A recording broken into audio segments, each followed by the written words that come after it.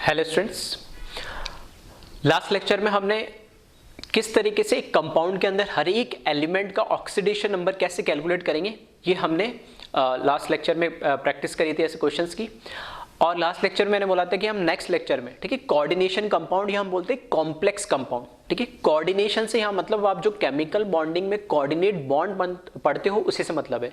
तो coordinate bond में क्या होता है कि एक डोनर होता है जो लोन पेयर को डोनेट करता है और एक एक्सेप्टर होता है जो उस लोन पेयर को एक्सेप्ट करता है, और दोनों के बीच में एक बॉन्ड बनता है जिसको हम एरो या प्लस माइनस से शो करते हैं। जो डोनर साइड होता है वो टेल होता है और जो एक्सेप्टर साइड होती है वो हेड बताता है, या फिर जो डोनर होता है उस पर पॉजिटिव चार्ज आता है, जो एक्सेप्टर होता है उस पर नेगेटिव चार्ज आता है। इस तरीके से हम दिखाते हैं। एक बार वो जब बॉन्ड बन जाता है तो वो एज ए कोवेलेंट बॉन्ड जैसे ट्रीट होता है, ठीक है। वो दोनों के बीच में शेयर होता है, लेकिन वो जो शेयर्ड पेयर ऑफ इलेक्ट्रॉन वो एक ही, उन दोनों में से एक ही एटम का होता है। तो यहीं पे इसी से रिलेटेड एक पूरी केमिस्ट्री जिसको हम कोऑर्डिनेट या कॉम्प्लेक्स केमिस्ट्री भी बोलते हैं, जिसपे पूरा एक चैप्टर आपका स्पेसिफिक केमिस्ट्री में 12th क्लास में कोऑर्डिनेशन कंपाउंड के नाम से है, ठीक है। तो उसको हम डिटेल में पढ़ेंगे, लेकिन कोऑर्डिनेशन कंपाउंड क्या होता है उसका मैं एक आइडिया देने वाला हूँ, क्योंकि यहाँ पर हम उसके अंदर एक एटम होता है जिसको हम बोलते हैं सेंट्रल एटम। उसका हम क्या करने वाले, ऑक्सीडेशन नंबर कैलकुलेट करने वाले, जैसे हम नॉर्मल कंपाउंड के करते हैं। तो कोऑर्डिनेशन कंपाउंड क्या होता है, नाम से मुझे पता लग रहा है कि उसमें कोऑर्डिनेट बॉन्ड बनता है। अब यहाँ पर नॉर्मली हमने क्या देखा था कि कोऑर्डिनेट बॉन्ड में एक डोनर होता है और एक एक्सेप्टर होता है, ठीक है। तो इस तरीके से हमने देखा होगा। फॉर एग्जांपल ये ए डोनर है और ये बी एक्सेप्टर है, और इसको हम कैसे रिप्रेजेंट कर रहे थे, ए और बी के बीच में बॉन्ड नॉर्मल दिखा दो, इस पे प्लस, जो डोनर है एक्सेप्टर उस पे माइनस, या तो एरो से दिखा दे या इससे दिखा दे, क्या है हमारा कोऑर्डिनेट बॉन्ड है। तो ये तो नॉर्मल या कोऑर्डिनेट। जो हम कॉम्प्लेक्स कंपाउंड्स की बात कर रहे हैं, इसके जो कंपाउंड्स होते हैं उसमें एक ही एटम होता है और उसके अंदर से बहुत सारे, ठीक है, जो सेंट्रल एटम होता है वो एक्सेप्टर होता है, मतलब उसके पास वैकेंट ऑर्बिटल होनी चाहिए एक्सेप्ट करने के लिए। तो यहाँ पे तो मैंने मान लिया बी के पास एक ही वैकेंट ऑर्बिटल है। कॉम्प्लेक्स कंपाउंड या कोऑर्डिनेट कंपाउंड में जो एक्सेप्टर एटम होता है उसके बाद एक से ज्यादा, ठीक है, 2 3 4 5 6 कितने भी उसके पास वैकेंट ऑर्बिटल हो सकते हैं, जिसके अंदर वो लोन पेयर को क्या करता है, एक्सेप्ट करता है। अब जो इसमें ये डोनर होता है, तो कोऑर्डिनेट कंपाउंड में उस डोनर एटम को एक नाम दिया गया स्पेसिफिक लिगेंड, ठीक है। एक यहां पर सेंट्रल एटम होता है, ठीक है। जो सेंट्रल एटम होता है वो क्या करता है, accept lone pair of electron. और जो लिगेंड होता है LIGAND, ठीक है, जो लिगेंड होता है वो donate loan pair of electron. तो ये डोनर जो इसमें होता है वो लिगेंड होता है, और जो एक्सेप्टर होता है उसमें सेंट्रल एटम होता है। किसके अंदर बात कर रहा हूं मैं, कॉम्प्लेक्स कंपाउंड के अंदर। तो complex compound central atom plus ligand से मिलकर बना होता है। इसको इन जनरल हम रिप्रेजेंट करते हैं। रिप्रेजेंटेशन की अगर मैं बात करूं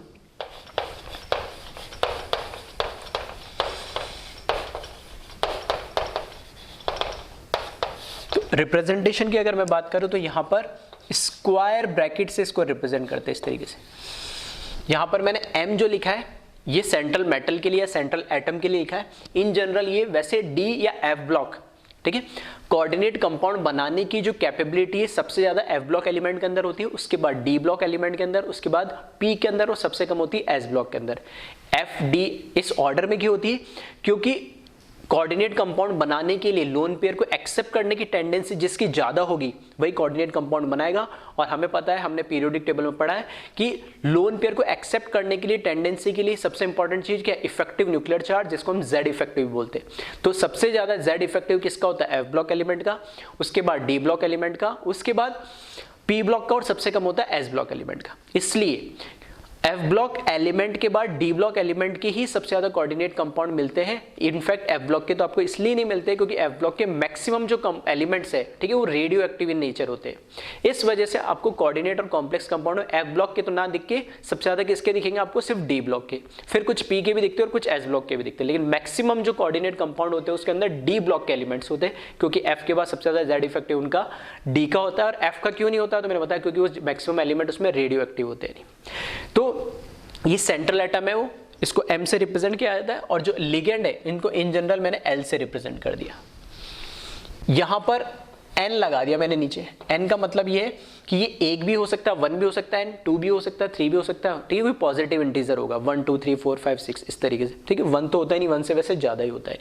तो स्क्वायर ब्रैकेट के अंदर अगर हम किसी कंपाउंड को रिप्रेजेंट कर रहे हैं, दैट मीन्स वो कंपाउंड कैसा है, कॉम्प्लेक्स है या हम कोऑर्डिनेट कंपाउंड है, ठीक है, रिप्रेजेंटेशन का तरीका। अब इसके अंदर क्या है कि अगर मैंने बोल दिया यहां जैसे लिखता, अगर मैं ML2 लिख देता या ML4 लिख देता या ML3 लिख देता, दैट मीन्स ये है कि उस एक सेंट्रल एटम को, एग्जांपल के लिए जैसे मैंने यहां पे लिखा ML3 लिख दिया, नहीं यहां पर अगर मैंने लिखा ML फॉर एग्जांपल, चलो अभी 2 ही लिख देता हूं, दैट मीन्स जो सेंट्रल एटम है उसके अंदर 2 लिगेंड है, जो 2 लिगेंड इसको क्या कर रहे हैं, अपना लोन पेयर डोनेट कर रहे हैं। इस तरीके 3 होंगे तो 3 बना देंगे, 4 होते 4 बना देंगे, इस तरीके। तो N इन जनरल लिख दिया, 1 से तो ज्यादा ही होंगे, ठीक है। तो इस तरीके से ये क्या करता है अपने इसके अंदर कितने, अगर इसको 2 लोन पेयर एक्सेप्ट करने हैं तो एटलीस्ट 2 वैकेंट ऑर्बिटल भी होना चाहिए, और हमें पता है डी ब्लॉक एलिमेंट्स के बाद वैकेंट ऑर्बिटल्स होते ही है। अब ये तो बात हुई रिप्रेजेंटेशन की। अब इसके टाइप की अगर मैं बात करूं तो अलग अलग तरीके से इसको रिप्रेजेंट किया जाता है, अलग अलग टाइप के होते हैं। कैसे, जैसे अगर मैं फर्स्ट टाइप की बात करूं, ठीक है, तो इसमें फर्स्ट टाइप की बात में हो सकता है कि नॉर्मल, ठीक है, एक मैं बोल रहा हूं नॉर्मल और एक मैं बोल रहा हूं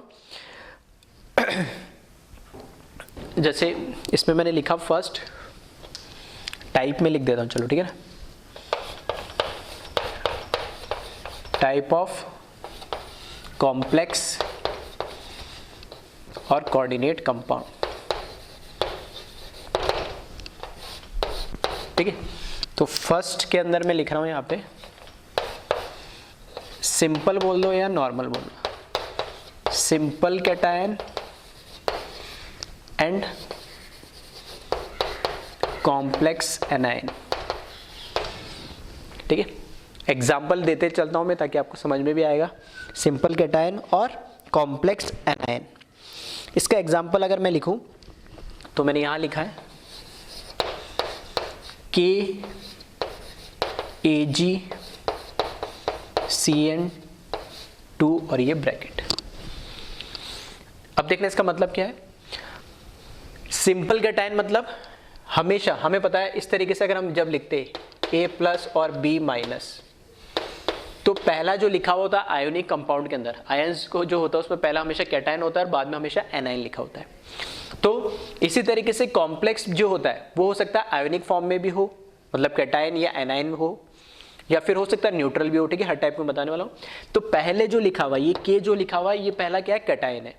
अब जो ये ब्रैकेट लग गया तो ये पूरा कॉम्प्लेक्स है, लेकिन ये पूरा कॉम्प्लेक्स कैसा है, अब एनायन का काम कर रहा है, ठीक है। ये कैसा है, कैटायन है, और ये पूरा क्या कर रहा है, एनायन का काम कर रहा है। और ये इसमें अगर मैं बोलूंगा तो ये पूरा कॉम्प्लेक्स कंपाउंड है, लेकिन स्पेसिफिक अगर बात करूं तो एनायन ही इसमें कॉम्प्लेक्स है, ये तो सिंपल कैटायन है। इसलिए यहाँ पे टाइप में लिखा भी मैंने simple cation and complex anion, ये एनायन कॉम्प्लेक्स है। दैट इज, इसको मैं ऐसे भी लिख सकता हूं K+ और AgCN2 और इस पूरे पे एक माइनस, ठीक है। जितना पॉजिटिव चार्ज है उतना ही क्या हो जाएगा, नेगेटिव चार्ज हो जाएगा। अब इसमें ये जो कॉम्प्लेक्स एनायन है, तो ब्रैकेट के बाद हमेशा जो लिखा हुआ होता है, जैसे अभी मैंने बताया, वो हमेशा सेंट्रल एटम M होता है या मेटल होता है या एटम बोलते हैं। तो यहाँ पे सेंट्रल एटम Ag है और डी ब्लॉक एलिमेंट है ये। ब्रैकेट स्टार्ट होते पहला जो एटम का सिंबल होगा वही सेंट्रल एटम होता है ऑलवेज। उसके बाद, ठीक है, उसके बाद जितने भी लिखे हुए होते हैं, ठीक है, वो सब क्या कहलाते हैं, लिगेंड।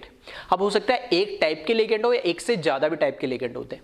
जैसे यहाँ CN लिखा है तो ये CN साइनाइड पूरा एक लिगेंड है, तो तो ये पूरा ब्रैकेट के बाहर 2 लिखा है, दैट मीन्स जैसे यहाँ लिखा ना Ml2, वैसे ये पूरा एक लिगेंड है L है और यहाँ पे 2।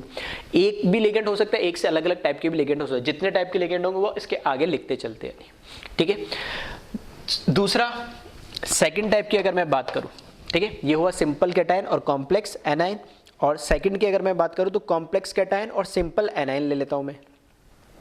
तो यहां पर देखना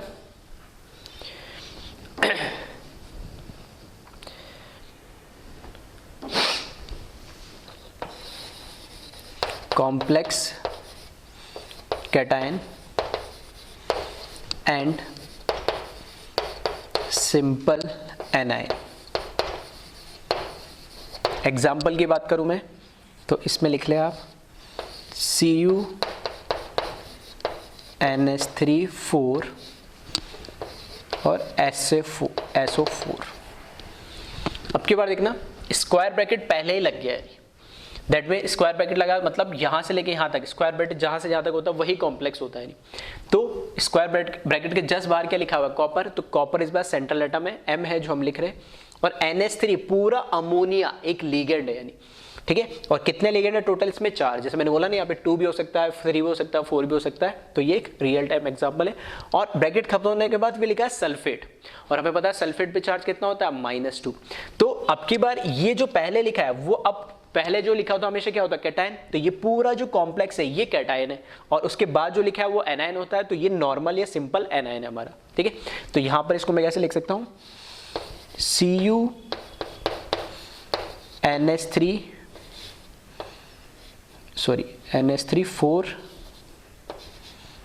और सल्फेट पे क्योंकि -2 चार्ज आता है तो उसको बैलेंस करने के लिए क्योंकि न्यूट्रल है तो इस पे +2 चार्ज आएगा और यहाँ पे सल्फेट -2 जाएगा। ये एक तरीके से क्या आयोनिक बॉन्ड हो गया। तो पिछली बार कैटायन सिंपल था, एनायन कॉम्प्लेक्स था, इस केस में ये पूरा कैटायन कहलाएगा, इतना बड़ा कैटायन है, इस पे चार्ज +2 और ये पूरा क्या कहलाएगा एनायन। डॉट डॉट का मतलब क्या है, इसमें आयोनिक बॉन्ड है, इस तरीके से मैंने रिप्रेजेंट करा, ठीक है। थर्ड इसी तरीके से हो सकता है कॉम्प्लेक्स ही कैटायन हो और कॉम्प्लेक्स ही क्या हो एनायन हो, यानी ठीक है, दोनों पॉसिबिलिटी कि कॉम्प्लेक्स ही कैटायन और कॉम्प्लेक्स ही एनायन हो। तो थर्ड टाइप में लिखता हूं मैं complex cation and complex anion. Cation और एनायन दोनों ही कॉम्प्लेक्स हो सकते हैं। हाँ, ये भी हो सकता है कि कैटायन और एनायन दोनों सिंपल हो सकते हैं, जैसे बोल दो NaCl, ठीक है। तो जैसे मैंने लिखा NaCl तो Na+ और Cl-, ये भी सिंपल कैटायन, ये भी सिंपल एनायन, तो ये तो हमेशा से हम पढ़ते ही आ रहे हैं, इनको तो हमें पता ही है, इसलिए वो नहीं लिखा। क्योंकि हम कॉम्प्लेक्स की बात कर रहे हैं तो इस तरह के कॉम्बिनेशन हो सकते हैं कि दोनों ही कॉम्प्लेक्स हो। तो इसका एग्जाम्पल लिखे अगर हम इसका प्लेटिनम है ना, इसका एग्जाम्पल एक ले लेते अपन PtNH3 कॉम्प्लेक्स, फिर से ब्रैकेट, फिर से PtCl4। इसका क्या मतलब है कि यहां पे देखना ब्रैकेट लगा, ये सेंट्रल एटम है, इसमें प्लेटिनम, अमोनिया लिगेंड है, वो 4 है, ब्रैकेट क्लोज हुआ, दैट मीन्स ये कैटायन हो गया। उसके बाद फिर से ब्रैकेट लगा, फिर से प्लेटिनम लिखा है, सेंट्रल एटम ये है, और इसमें Cl क्या है लिगेंड है, वो भी कितने 4 है। तो कैटायन और एनायन इस बार पहले जो लिखा होता है वो भी कैटायन, बाद में लिखा होता है वो एनायन, तो कैटायन भी कॉम्प्लेक्स है और एनायन भी इसमें क्या है कॉम्प्लेक्स है, ठीक है। तो इस तरीके से आप कॉम्बिनेशन में कुछ भी ले सकते हैं, कुछ भी हो सकता है इसके अंदर, ठीक है, दोनों पॉसिबिलिटी है। हाँ, हालांकि इस पे चार्ज कैसे आएगा वो एक अलग कहानी है, ठीक है, वो हम देखेंगे। इतना डिटेल में तो हम कॉम्प्लेक्स कोऑर्डिनेशन कंपाउंड में देखेंगे। फिर भी मैं लिख देता हूँ कि कैटायन इस पे भी +2 चार्ज आएगा और एनायन पे भी +2 चार्ज आएगा। कैटायन है तो +2 और एनायन है तो Pt और यहाँ पे -2, ठीक है। हाँ, हमारा जो काम रहेगा, ठीक है, उस पर भी मैं बात करूंगा कि हमें करना क्या अभी इस चैप्टर में हालांकि। और लास्ट एक ले लेते हैं neutral complex.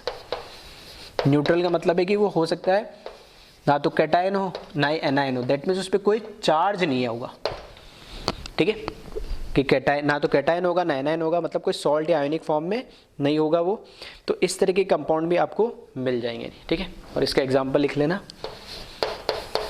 NiCO, carbon monoxide ये पूरा, ठीक है, NiCO4, और इसके ऊपर ना तो कोई पॉजिटिव चार्ज है ना कोई नेगेटिव चार्ज है, कुछ नहीं दे रखा है, तो यहाँ पर चार्ज ऊपर क्या हो गया, एक तरीके से 0 हो गया, तो ये न्यूट्रल कॉम्प्लेक्स है। अब इस चैप्टर में हमारा क्या काम है, तो हमारा काम सिर्फ इतना है कि जितने भी सेंट्रल हमने कॉम्प्लेक्स लिखे, इन कॉम्प्लेक्स के अंदर ये जो सेंट्रल एटम मतलब ब्रैकेट के स्टार्ट होता है, जो ये मेटल लिखा होता है, जैसे यहाँ पे Ag लिखा हुआ है, यहाँ पे कॉपर लिखा हुआ है, ठीक है, यहाँ पे प्लेटिनम लिखा हुआ है, यहाँ पे निकल लिखा है, इनका ऑक्सीडेशन स्टेट हमें कैलकुलेट करना है, ठीक है, इनका ऑक्सीडेशन स्टेट हमें कैलकुलेट करना है। अब कैसे करेंगे, तो अगर वो नॉर्मल कैटायन हुआ या नॉर्मल एनाइन हुआ, सिंपल मतलब सिंपल कैटायन सिंपल एनाइन हुआ, तब तो हमें पता ही है कि इस पे के पे क्या हमेशा आ जाएगा, प्लस ही आएगा, सल्फेट पे क्या आएगा, -2 आएगा, ये तो हमें पता ही है, ठीक है। इसके अलावा जो इसके ब्रैकेट के अंदर लिखे हुए हैं, ठीक है, सेंट्रल मेटल के बाद जो लिखे हुए वो क्या लिखे होते हैं, लिगेंड्स। अब इन लिगेंड्स का चार्ज क्या होगा वो हमें पता होना चाहिए, क्या वो 0 होगा उस पर चार्ज, क्या +1 होगा, +2 +3 होगा, या -1 -2 -3 होगा, वो हमें पता होगा इन लिगेंड्स के ऊपर चार्ज। तो जैसे यहाँ साइनाइड लिगेंड है, यहाँ अमोनिया लिगेंड है, ठीक है, यहाँ अमोनिया भी है, क्लोरीन भी लिगेंड है, यहाँ पे कार्बन मोनोऑक्साइड लिगेंड। तो इन लिगेंड्स के ऊपर अगर मुझे चार्ज पता लग जाए तो बाकी रूल तो वही है कि सारे एलिमेंट का, किसी भी कंपाउंड के सारे एलिमेंट का ऑक्सीडेशन नंबर का समेशन अगर मैं करूँ तो जो उसके ऊपर चार्ज हो, जैसे अगर मैंने इसके साथ एक साथ कर रहा हूँ तो पूरे कंपाउंड पे कोई चार्ज नहीं है, तो मैं क्या ले लूंगा, 0, और कैटायन और एनायन को अलग अलग करके लिखूंगा तो कैटायन का पता लग गया, और एनायन का जब कैलकुलेट करूंगा तो उसके ऊपर बाहर क्या ले लूंगा, मैं -1 लूंगा +2 करके, जैसे लास्ट लेक्चर में हमने करा था। तो अल्टीमेटली बस हमारा काम ये कि अब ये जो लिगेंड्स है इनके ऊपर चार्ज क्या होता है, कौन कौन से जो कॉमन लिगेंड है जनरली जो पूछे जाते हैं वो मैं लिख रहा हूँ, उसको आप कॉपी करिएगा, वो आपको थोड़ा सा ध्यान रखना है, ठीक है। तो काफी लिगेंड, इसको बोल लिगेंड है, लेकिन ये है क्या, एक तरीके से आयंस है, आइदर कैटायंस होगा या कोई एनाइन होगा या कोई न्यूट्रल कंपाउंड होगा। तो उन कंपाउंड के नाम आपने सुनोगे देखे होंगे, लेकिन यहाँ स्पेसिफिक इसके अंदर कॉम्प्लेक्स के अंदर उसको हम क्या बोलते हैं, लिगेंड, तो उन पे चार्ज क्या वो हमें ध्यान रखना है, ठीक है। तो एक बार इसको कॉपी करें, फिर मैं जो लिगेंड्स लिख रहा हूँ उसको एक बार आप, ठीक है, कॉपी करना और उसको ध्यान से समझ लेना, मैं बता देता हूँ।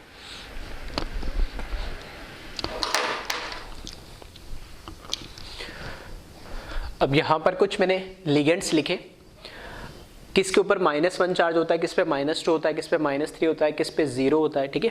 पॉजिटिव वाले लिगेंड जनरली नहीं होते, ठीक है, एक आध होता है जो मैं बता दूंगा, और जब कोऑर्डिनेशन पढ़ोगे चैप्टर तब उसमें देख लेंगे, अभी उसकी इतनी जरूरत नहीं है। तो -3 चार्ज किस किस पे आता है, तो वो मैंने लिखा है लिगेंड, मतलब एक तरीके से लिगेंड क्या है, एनाइंस ही है सारे, ठीक है, जिसको आज तक हम एनाइन के नाम से जानते थे, उनको इस पर्टिकुलर टॉपिक के अंदर एक नाम दे दिया गया लिगेंड, ठीक है, बस इतना फर्क है।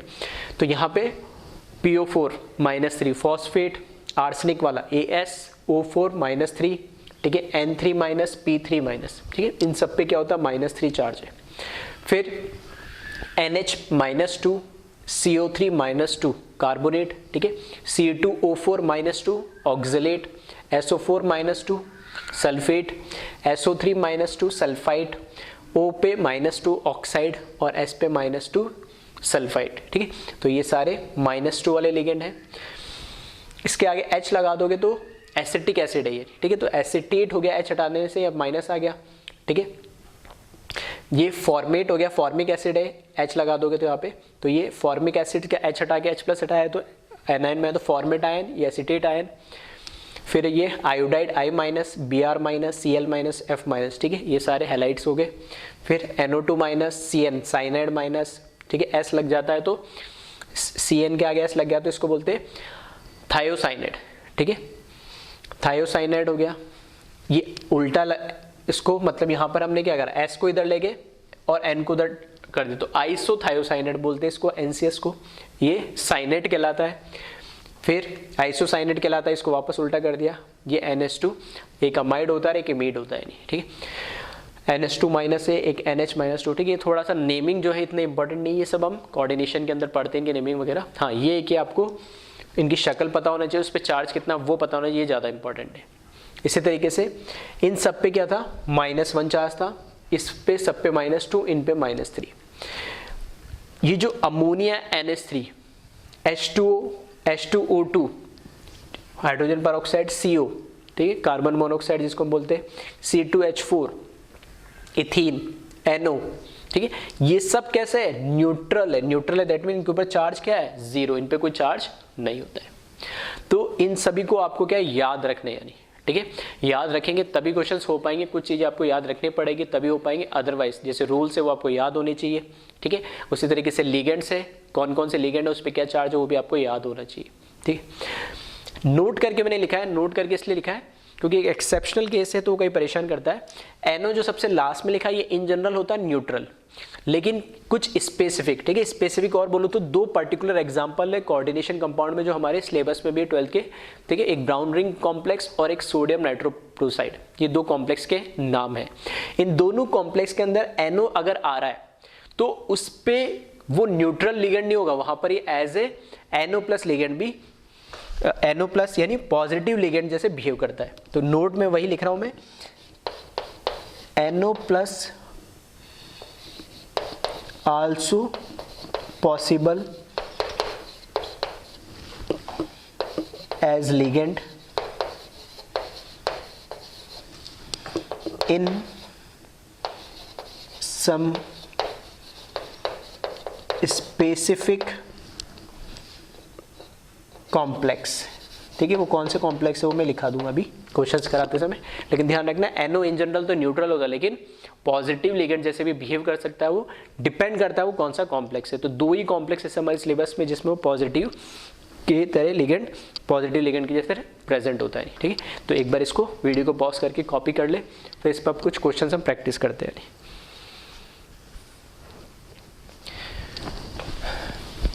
क्वेश्चन इसमें लिख ले, calculate oxidation number of central atom in given complex. Calculate oxidation number of central atom in given complex. ठीक है, तो इसके अब मेन सबसे इंपॉर्टेंट मतलब क्वेश्चंस जो आते हैं वो मैं बता रहा हूँ। तो यह सेंट्रल एटम के हमें क्या करना है, ऑक्सीडेशन नंबर उसका कैलकुलेट करना है, या ऑक्सीडेशन स्टेट हमें उसकी बतानी है कितनी होगी। तो उस इन सबको बताने के लिए, ऐसे क्वेश्चन करने के लिए, ठीक है, इतनी थोड़ी थ्योरी मेरे को बताना ज़रूरी थी कि पहले कॉम्प्लेक्स होते क्या, कैसे क्या होता है।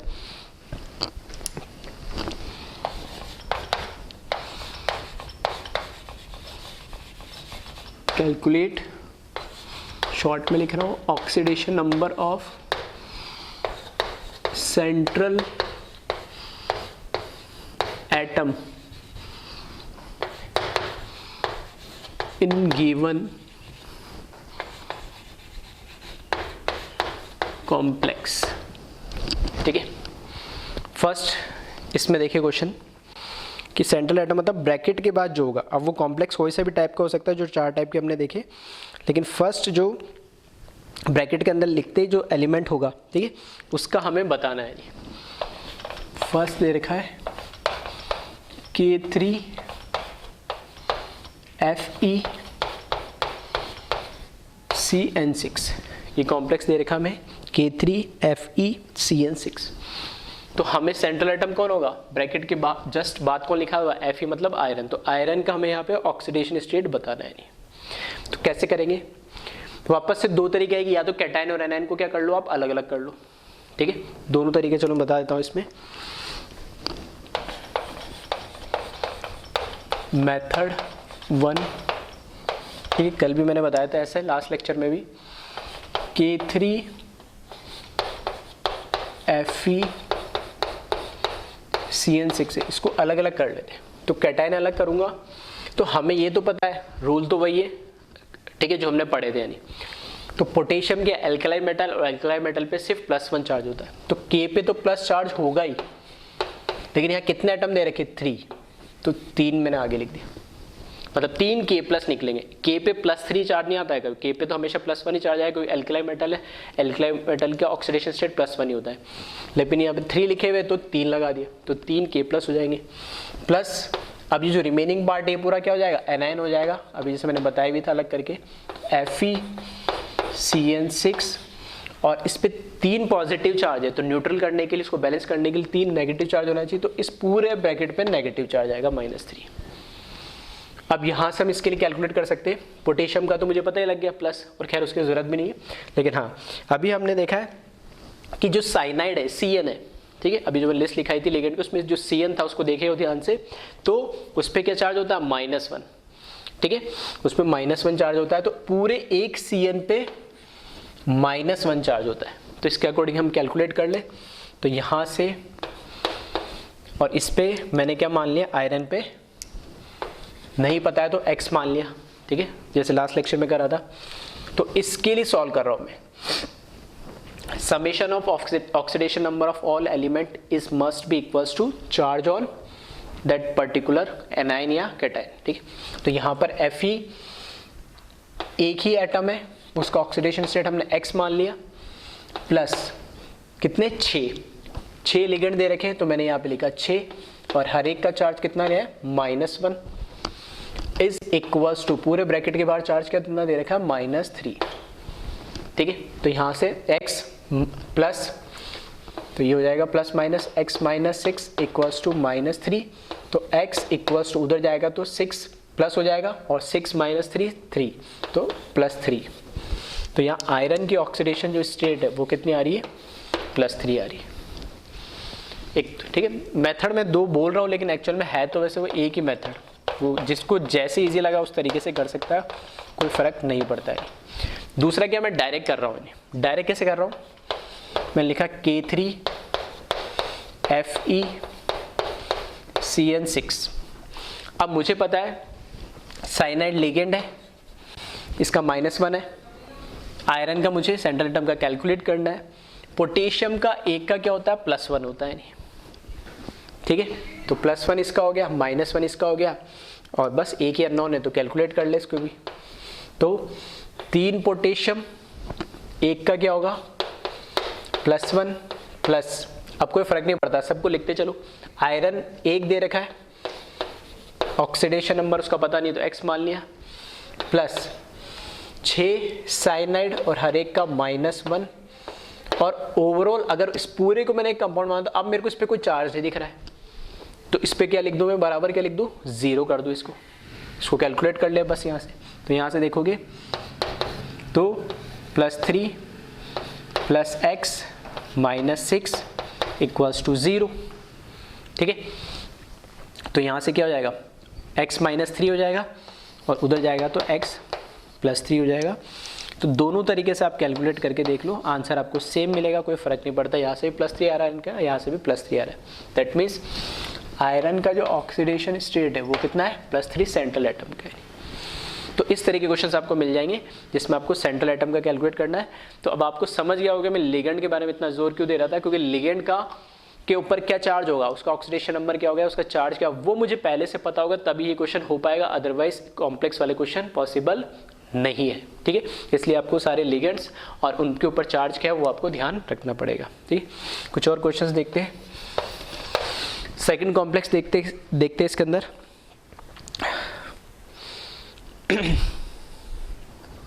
सेकंड कॉम्प्लेक्स लिखे इसमें AgNH3 4Cl। ये कौन सा था, सिंपल कैटायन और कॉम्प्लेक्स एनायन का एग्जांपल था। ये अब की बार क्या हो गया, कॉम्प्लेक्स कैटायन, पहले कैटायन लिखा हुआ आ रहा है और बाद में क्या लिखा हुआ आ रहा है, सिंपल एनायन, ठीक है। तो कोई सा भी हो सकता है, उससे कोई फर्क नहीं पड़ता है, ठीक है। तो इस चीज़ का आप ध्यान रखें। तो चाहे तो आप खुद वीडियो पॉज करके इसको कैलकुलेट करने की कोशिश करें। तो देखिए अब मैं डायरेक्ट कर रहा हूँ, एक बार मैंने बता दिया डिटेल में। अब यहाँ से Ag का मुझे कैलकुलेट करना है सेंट्रल एटम का, तो इसका मैंने माना X।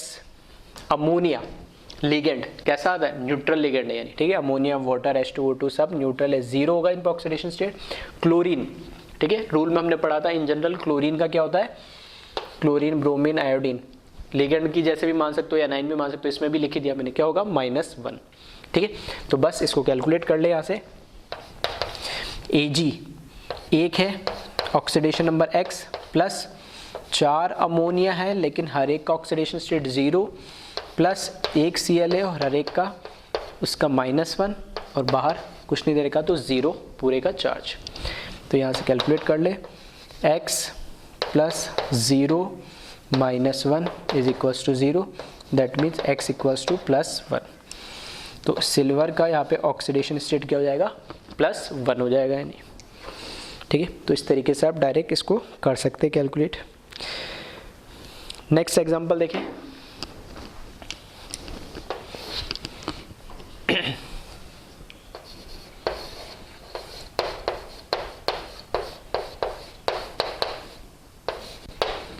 ये बताए कैसा कॉम्प्लेक्स है, ना कुछ आगे दे रखा, ना कुछ पीछे दे रखा, ना इसके ऊपर कुछ चार्ज दे रखा है।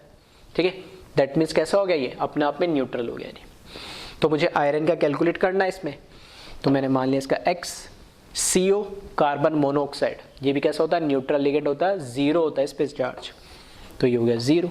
इसको कैलकुलेट करें तो आयरन का एक एटम X उसका ऑक्सीडेशन स्टेट प्लस 5CO और हर एक का कितना है, जीरो, और ओवरऑल मॉलिक्यूल पे भी कोई चार्ज नहीं है तो उस पर भी क्या आ गया, जीरो। तो यहाँ से कैलकुलेट करेंगे तो x plus zero is equals to zero, that means x equals to zero. Oxidation state जो आयरन का है यहाँ पर, ठीक है, उसका ऑक्सीडेशन स्टेट भी क्या है, जीरो है। तो हमने बात करा कि ऑक्सीडेशन स्टेट नेगेटिव भी हो सकता है, पॉजिटिव भी हो सकता है, जीरो भी हो सकता है, ऐसी कोई बात नहीं है।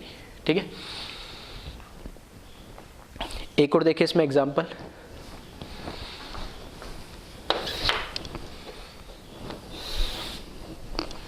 फोर्थ एग्जांपल लिखता हूं मैं।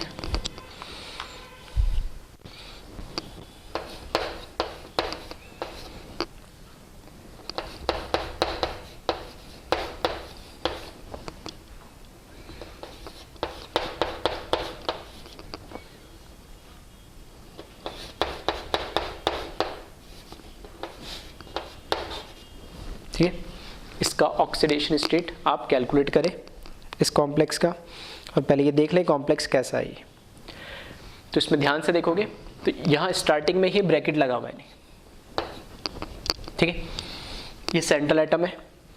इसके बाद जितने भी लिखे होते, मैंने क्या बोला, सारे लिगेंड्स होते। दो अमोनिया है, ये पूरा अमोनिया, दो HCN थायोसाइनाइड, दो साइनाइड, दो, ठीक है, और उस पूरे के ऊपर चार्ज लगा माइनस में। मतलब हमें जरूरी नहीं कॉम्प्लेक्स पूरा कंपाउंड दिया हो, ये कॉम्प्लेक्स का एनाइन दे दिया हमें, बस एनाइनिक कॉम्प्लेक्स है यानी। तो अब यहाँ पर क्या है, सिंपल से आपको कुछ नहीं करना है, जिसका आइडेंटिफाई करना उसको X माना। अमोनिया का आपको पता है कैसा न्यूट्रल लिगेंड होता है, तो जीरो। HCN ये भी कैसा होता है, मोनोवैलेंट, मतलब इस पे -1 चार्ज होता है। साइनाइड पे भी कैसा होता है, -1 होता है, और बाहर चार्ज भी आपको -1 दे रखा है। तो बस आप इसको कैलकुलेट कर ले। तो एक आयरन X उसका ऑक्सीडेशन स्टेट प्लस दो अमोनिया जीरो उसका ऑक्सीडेशन स्टेट प्लस दो थायोसाइनाइड उस पे -1 उसका ऑक्सीडेशन स्टेट प्लस दो साइनाइड उसका और उसका भी -1 ऑक्सीडेशन स्टेट, और सब किसके बराबर होगा, इस -1 के जो इस ब्रैकेट के बाहर दे रखा है। बस इसको कैलकुलेट कर ले तो यहाँ से हो जाएगा x प्लस 0 -2, ठीक है, -2 इज इक्वल्स टू -1। तो -2 कितना हो जाएगा, -4, उधर जाएगा तो +4, 4 - 1 3, तो x equals to +3 oxidation state आ जाएगा इसका। ठीक है, तो इस तरीके से कॉम्प्लेक्स के आप ऑक्सीडेशन स्टेट आप कैलकुलेट कर सकते हैं। ठीक है, इसको कॉपी करें, कुछ क्वेश्चंस और देखते हैं हम प्रैक्टिस के लिए। वीडियो को पॉज करके और इसको आप कॉपी कर लीजिएगा।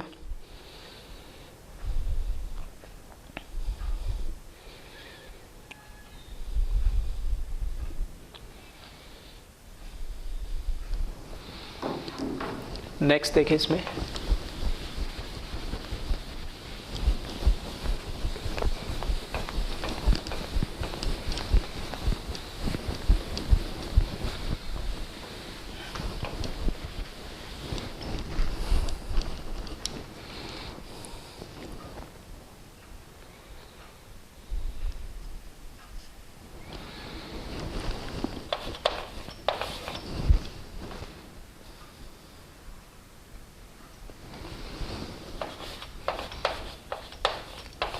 FeH2O5NO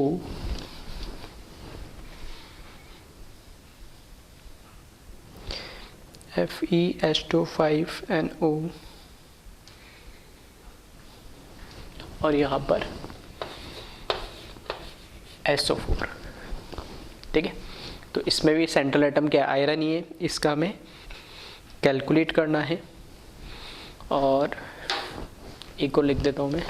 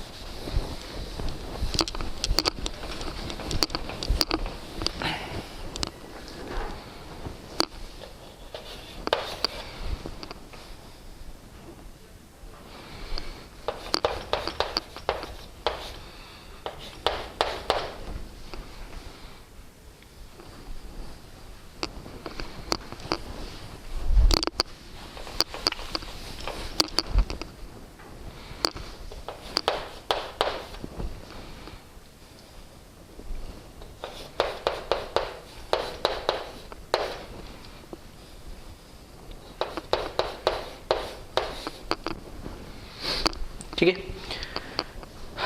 तो अगर किसी ने इसका कैलकुलेट करा है तो आई थिंक गलत करा होगा। क्यों? क्योंकि दोनों ही स्पेशल केस है। इस कंपाउंड का कॉमन नाम है ब्राउन रिंग कॉम्प्लेक्स बोलते हैं इसको, FeH2O5NO और ब्रैकेट के बाहर SO4 सल्फेट है, तो इसको ब्राउन रिंग कॉम्प्लेक्स बोलते हैं।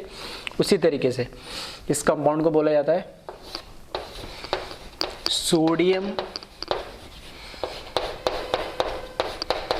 नाइट्रो प्रोसाइड, ठीक है, NITROPRUSSITE नाइट्रोप्रोसाइड। जैसे IUPAC नेमिंग होती है वैसे कॉम्प्लेक्स कंपाउंड की भी IUPAC नेमिंग होती है, लेकिन वो अभी हमारे ज़रूरी नहीं, हम 12th में जब चैप्टर पढ़ेंगे तब देखेंगे। हाँ, ये इनकी कॉमन नेम से, ये IUPAC नेम नहीं है, ठीक है। तो इन दोनों कंपाउंड की खास बात ये है कि इसमें NO एज ए क्या यूज़ हो रहा है, लिगेंड, और जो NO लिगेंड यूज़ हो रहा है ना, वो दोनों ही केस के अंदर कैसा है, पॉजिटिव है, नहीं न्यूट्रल नहीं है, नहीं, ठीक है। हमने बोला था इन जनरल न्यूट्रल होता है, लेकिन कुछ स्पेसिफिक केस में ये पॉजिटिव होता है। किस में होता है? ये दो कॉम्प्लेक्स की जो मैं बात कर रहा था, वही दो कॉम्प्लेक्स है। बस अब इजीली आप कैलकुलेट कर सकते हैं। तो यहाँ पे आयरन का मैंने मान लिया X कैलकुलेट करना है, वाटर H2 न्यूट्रल होता ही है, और सल्फेट पे कितना चार्ज होता है, -2। इसी तरीके से एक सोडियम पे +1 होता है। आयरन का मुझे कैलकुलेट करना है, Cn पे -1 होता है। बाकी आप इजीली कैलकुलेट कर सकते हैं। तो यहाँ से देखिए आप, एक iron X oxidation state plus 5H2 0 oxidation state plus एक NO उस पर +1 ऑक्सीडेशन स्टेट प्लस एक sulphate -2 oxidation state equals to 0 कर दो सभी को। तो यहाँ से हो जाएगा X + 0 + 1 -2 इज इक्वल्स टू 0। तो यहाँ से कैलकुलेट करोगे तो 1 - 2 -1, तो that means X equals to +1 oxidation state आएगी।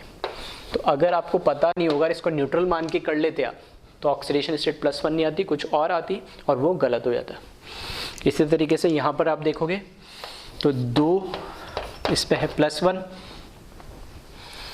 सोडियम, ठीक है, 2 सोडियम है, एक पे +1 प्लस एक आयरन उस पे X oxidation state plus 5 cyanide हर एक पे -1 प्लस एक NO और उस पे +1 और सभी को 0 के इक्वल कर दिया हमने। तो यहाँ पे 2 प्लस यहाँ पे X -5 + 1 इज इक्वल्स टू 0। तो यहाँ पे 3 - 5 मतलब -2, that means X equals to कितना आ जाएगा, +2 ऑक्सीडेशन स्टेट आ जाएगा, ठीक है। तो दो ये स्पेसिफिक कंपाउंड है जिनको आप ध्यान रखिएगा कि NO जो इसमें यूज़ हो रहा है, ठीक है, जो NO इसमें यूज़ हो रहा है उस पे स्पेसिफिकली, ठीक है, उस पे स्पेसिफिकली क्या है, +1 ऑक्सीडेशन स्टेट होता है, तभी सही हो पाएगा, अदरवाइज गलत हो जाएगा, ठीक है। तो इसको वीडियो पॉज करके कॉपी कर लेना। 2 कंपाउंड और है, मैं वो बता देता हूँ।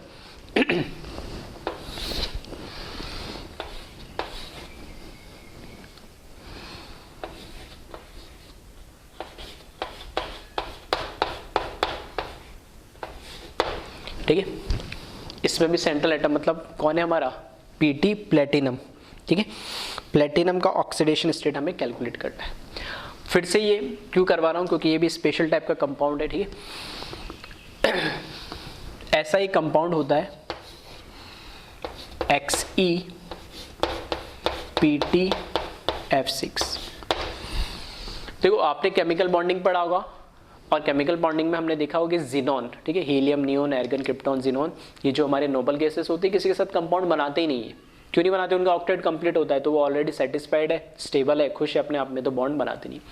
लेकिन यहाँ पे देख रहे कि अभी मैंने बोला कि ब्रैकेट से पहले जो लिखा हुआ होता है वो क्या होता है, कैटायन होता है, और ब्रैकेट के जो पहले लिखा हुआ होता है वो कैटायन होता है और बाद में लिखा होता है एनायन। तो यहाँ पे सिंपल कैटायन और कॉम्प्लेक्स एनायन है। दैट मीन्स जिनॉन भी क्या कैटायन बना रहा है, कैटायन बनाने का मतलब क्या, इलेक्ट्रॉन निकल रहा है उसमें से। तो ये हाँ बिल्कुल ये कंपाउंड बनता है, एक्सपेरिमेंटली वेरीफाइड चीज़ है। तो कैसे चीज़ है कि बार्थलेट एक साइंटिस्ट हुआ करता था, ठीक है, बार्थलेट कंपाउंड भी बोलते हैं इसको। आप डिटेल में पी ब्लॉक में आप पढ़ेंगे, ठीक है, जब आप 18 ग्रुप को डिटेल में पढ़ेंगे। लेकिन एक थोड़ा सा आइडिया इसलिए दे रहा हूँ ताकि आपको याद रहे।